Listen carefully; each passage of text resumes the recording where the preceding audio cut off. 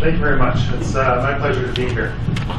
Thank you, Dr. Anderson, for that information. That's very interesting. When we looked at the dispersion modeling, as you can see, there's lots of things going on. What I'm going to focus on in my comments in the few minutes that I have with you this morning is talk to you about discharge calculations and how we estimate potential volumes and how much volume could come out of the pipeline. That's used for these types of things like dispersion modeling, so that we can understand what we need to do to plan an appropriate response in an area like this. One comment I will make when looking at the dispersion modeling is we look at kind of 6-hour, 12-hour.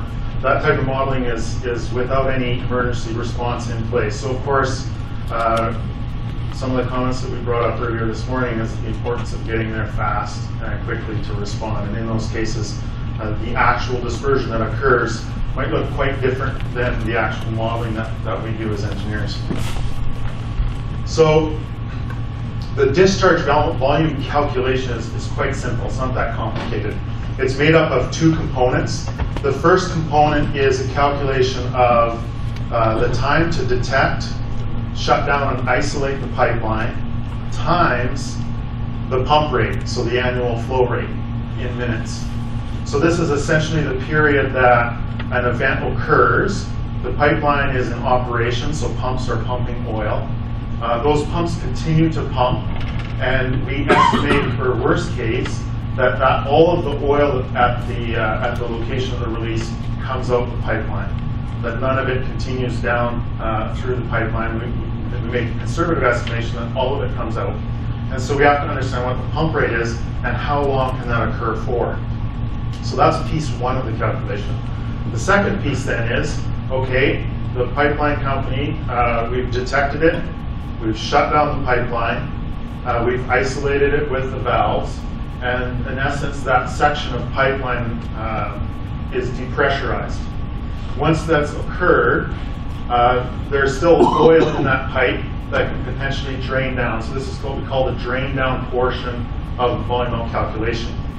Now that happens a little bit differently underwater than it does on land. On land, you have gravity that acts, and you call it gravity drainage, where oil tends to want to go downward. Well, underwater, because of the difference in densities, I'll go through how that interaction is a little bit different. Well, oil wants to go down, or water actually holds it in the pipe. So there's some components here that influence that calculation, and I'll touch on them briefly and talk about some of the estimates that we use. Pressure being one, flow rate, as I mentioned, hole size, detection time, which is a key component. The diameter, length, and elevation of the profile also has an influence on the volume that can come out. And then, as I mentioned, the oil behavior underwater is a unique situation. So hole size. These hole sizes aren't particularly used to describe, but as you can imagine, pipeline incidences have resulted in variable different hole sizes and different sizes of releases. And, as you can imagine, a small pinhole leak would result in a very low rate of outflow of oil. These can sometimes be harder to detect and occur over longer periods of time, but in general release far less volumes of oil than, say, a large rupture, which we would call a large hole or a full rupture outflow. And this is what we use for the calculation. So we assume that essentially the pipeline is a guillotine rupture, fully ruptured, and then all flow comes out. So that's one assumption that we make for the calculation. That rarely happens in reality. Marshall was one of those events where it was a very large rupture, we had large outflow, but in many cases of pipeline releases, there's small leaks, small holes, and so this worst case discharge calculation is often overestimation. Detection time. So detection time is a key variable. The event occurs. What happens is pressure and flow sensors measure rapid rate of change. We have systems at our control center that would, alarms that would go off that would detect those changes in instrumentation, the readings. So those multiple leak triggers would be present, and line 5, other lines are shut down immediately. Now, David mentioned earlier that we have the rule of thumb in control center operations, a 10-minute rule, right? So this is a maximum amount of time allotted for an operator to evaluate the instrumentation or the reading or the alarms that he's getting at the control center. What's different about the Straits is that we have some additional instrumentations, additional logic built into the technology, that the instrumentation, the technology actually shuts down the pipeline.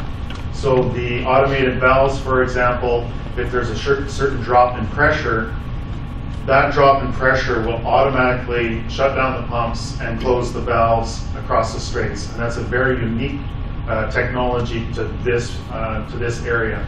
That's not normal for most pipeline operations. So for the rest of our pipeline, we would be using a 13-minute. For this case, we'd be using 5 minutes because that actual evaluation time is shortened due to the technology that's in place. So if we look at the flow rate, the annual flow rate capacity of line 5 is 540,000 barrels per day. If you reduce that on a per minute basis, because we are talking about very crucial minutes, that comes down to 375 barrels per minute. So from there you can say, okay, well how many minutes does it take to detect, shut down, and isolate that line? For the example that I'm using, 5 minutes, it would just be a simple calculation of 5 minutes times that 375, less than 2,000 barrels.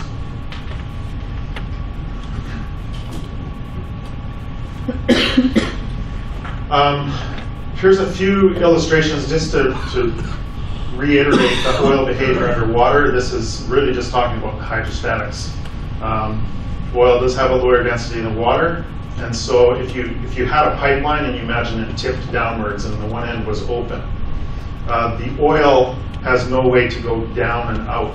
The actual hydrostatic pressure of the water keeps the oil in that pipe. The oil actually wants to go upwards. It has nowhere to go because the other end of the pipeline is closed off with valves. The opposite situation is if the open end is on the other side, what happens is the oil tends to want to come out, and the water wants to go in the pipe because of the change in density. So you get an inversion, a gravity inversion that occurs in that situation. There are things that can stop that inversion. One is natural traps. It's much like the plumbing of your sink where you have a little loop. That's really to stop inversion of the fluids. That occurs as well. So there are some sections of the pipe within the Straits, not by design, but actually by the natural kind of elevation changes of the pipeline along the ground that provide these natural traps, and so it actually limits the drain down portion.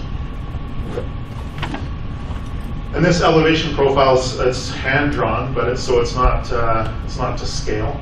But you can see the blue line representing the elevation profile of the line.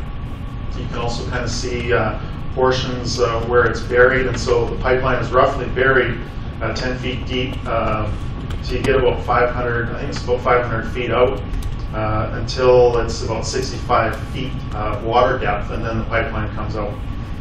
And so this elevation profile helps us estimate what that drain down volume, or that secondary volume that might come out, that's really what drives that. And so it varies depending on where the release might occur within the Straits. If you imagine a release occurring at the very bottom, at the lowest elevation, so at the greatest depth, because of that oil behavior and water situation, during the secondary stage, you wouldn't actually see any additional oil. So once the pumps are shut down and isolated, the oil on either side of that pipeline remains in place. And what you'd end up doing afterwards is you'd go on either shoreline using vacuum trucks, and you'd actually reverse out the oil and suck it out of the pipelines as part of the repair remediation.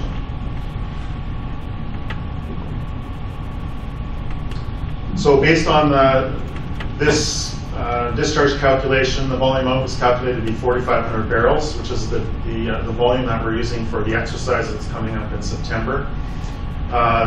you know, it can be argued that this may or may not be representative of what might be expected. This is just a calculation, and so historically, when we look at a lot of the large ruptures that we've had as an operator,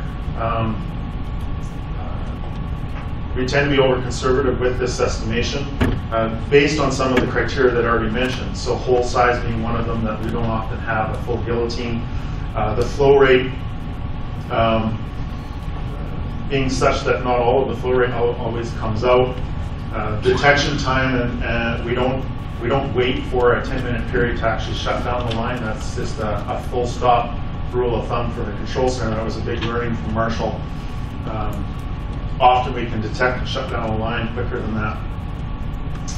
And so that's it's a pretty simple calculation that we use to help guide some of the decisions that we make in terms of managing the entire system. One of them is to help allocate resources on the emergency response side. We have several water crossings across our system, and this really helps us understand what the potential consequence could be at many of these locations. So I think that's it for my comments, and then I'll be available for answering any questions.